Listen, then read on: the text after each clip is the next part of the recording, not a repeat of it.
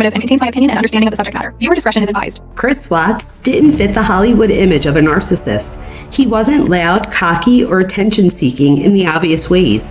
He came off as calm, agreeable, even the kind of guy you'd never suspect. But as a psychology professor, I want to talk you through the subtle psychological markers in his behavior that in hindsight raise real red flags. When we hear narcissist, we often picture a grandiose personality, loud, brash, constantly seeking praise. But narcissism isn't a one-size-fits-all, you guys. There are more covert forms which are quiet, manipulative, emotionally detached, that can be even more dangerous because they're harder to spot. Chris Watts' actions, especially before and after the murders, give us an unsettling window into those traits. Let's walk through them one by one. First, covert grandiosity. On the surface, Watts wasn't showy, but he worked hard to maintain the image of a picture-perfect family man. What you waiting for? Get up, stretch out, on the floor. He posted smiling photos on Facebook, said all the right things in public, and maintained the illusion that everything was fine at home even when it wasn't.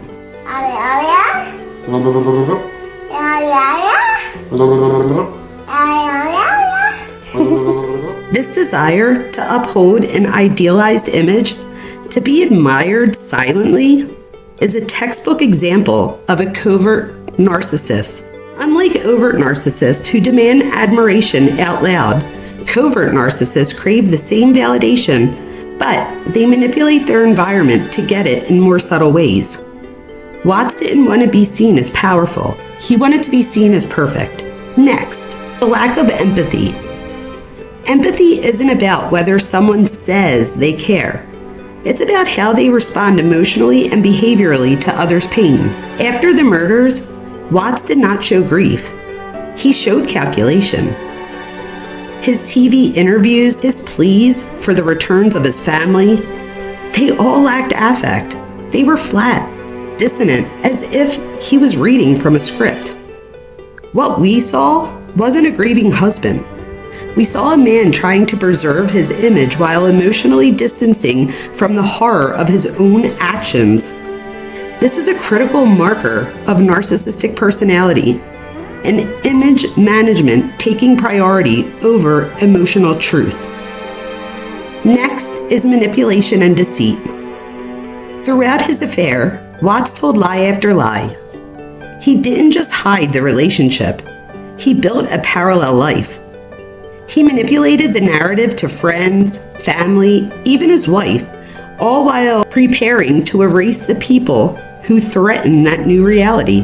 What's chilling here isn't just the deceit, it's how calculated it was. Narcissistic traits often involve a deep need to control the storyline, to ensure that the person is always seen in the best light no matter the truth.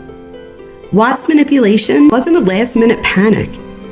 It was a premeditated identity preservation. Next, we have a fragile self-esteem and a narcissistic collapse. When his story began to fall apart, when law enforcement challenged his narrative, Watts started to crack. But it wasn't grief or guilt that drove the collapse, it was exposure. Narcissistic structures are often brittle. When the illusion begins to break, the person can no longer maintain the false sense of self they've constructed. This collapse isn't about the weight of the crime.